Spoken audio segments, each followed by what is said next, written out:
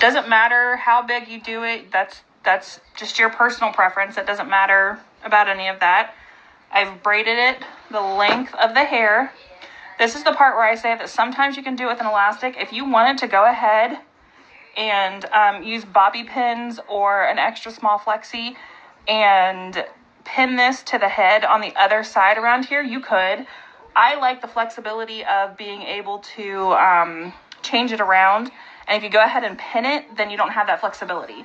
And you'll see what I mean the farther along we go.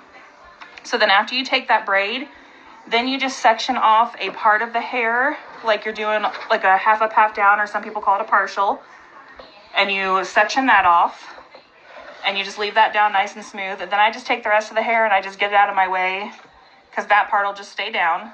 And again, I use an elastic for that, or you could use a flexi for that. I just had an elastic sitting beside me, so I did that. Okay. So then all you do, you tuck the braid under the chunk of hair. So the braid's coming around there. You take your hair that's laying down, and you just take little slivers of it, and you can use your topsy tail if you want. Now this you have to have a topsy tail for.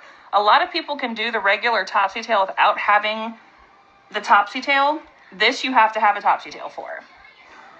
So you just take a little sliver of the hair, and as you go along, you'll realize that you need to kind of keep them about the same size of chunks.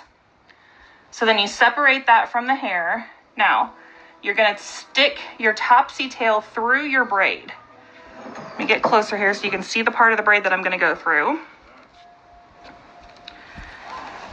So I'm going to go through just that bottom layer of the braid.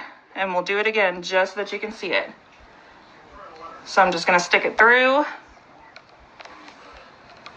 and pull that chunk of hair through. It doesn't mess up the braid at all. So again, I'm going to go just through that bottom portion of the braid. If you guys see kids pop in and out, my babies are running around. They're trying to be good and watch a movie while mama's doing this. So I'm going to take that bottom, or that little section about the same size again, pull it through, and just pull it through. And again, just through this bottom loop right here of the braid. Just stick it through that crease. I get it nice down in there so that I can let go. Grab my section, about the same size.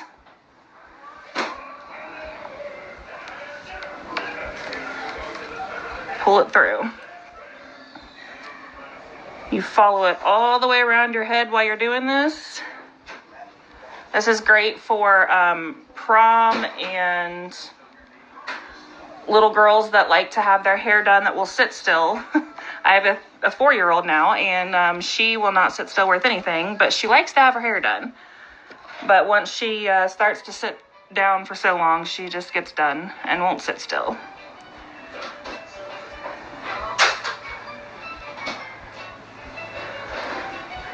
I had been researching how to do the waterfall braid, because there are people that can just French braid this waterfall braid and just do it just perfectly without even doing the topsy tail. And I found the topsy tail version of it, and I was so excited. And I love that I can share this with people. So hopefully you guys enjoy being able to do this.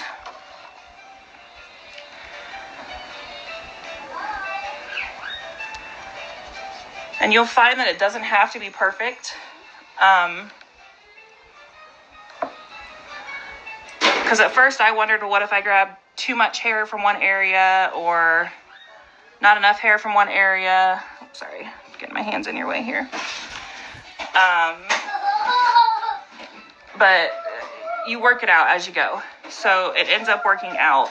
And I haven't tried it yet, but I was watching some other people do it, and you can bring one braid from this way and one braid from this way and have like a V going towards the back of the head. So you can do different things with it. That's really neat. The only person I have to do it on, though, is my mother-in-law, and I have done it on her. She's got really long, beautiful salt and pepper hair. I have done the waterfall braid on her, but I just don't get much of a chance to do her hair. So I haven't tried doing it any of the other different ways.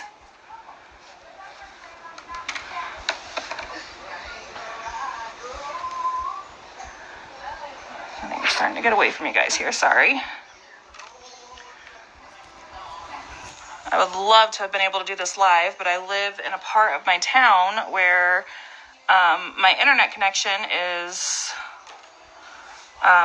horrible, pretty much, and my lives last for about 3 seconds before I lose them. So I have to do pre-recorded videos, so I can't interact with people. So I just sit here and talk to myself and imagine what you guys would say and pretend like I'm talking back, and then I feel crazy.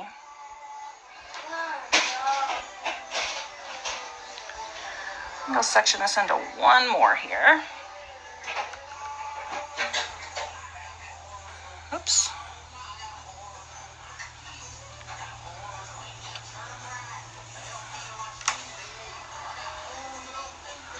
So I have one more section here.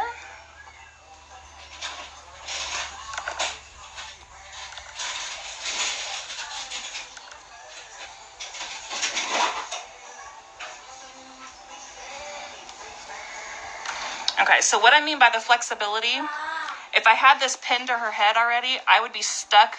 If it were here, it would be pinned, stuck here. If it were stuck or pinned here, it would be stuck. But I have it out here. So I have the flexibility that if I wanted it to come all the way down here and be literally like a waterfall coming down her head. Let me back you guys up and you can see a little bit more what I mean here. All right, let this down. All right, so I have the flexibility to do whatever I want with it. I can pull it down and have it going down like this and have it pinned back here, or I can pull them a little bit tighter and have it come in tighter around her head, or I can just pull it dead straight and have it come in dead straight. So that's why I like to do the elastic with it first, but I do not keep the elastic in. I either use an extra small, a mini flexi, or my favorite thing to use with it is the Bobbies.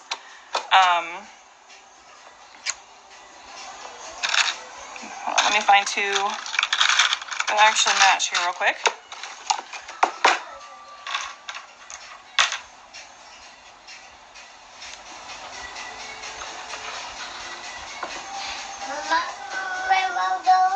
So my favorite thing is using the Bobbies and, oh, I dropped it. Using them and pinning them and using the trick to where you hide most of it. Hi, baby. That's it. You got it? That's Mama. With the waterfall braid, you just have to kind of play with it to get it all to hide really well. But then you just take that elastic out, and I always tell my customers, because they find it funny, that this is the only time I will tell them to put an elastic in their hair, because I tell them to take it right back out. But then you just have a super cute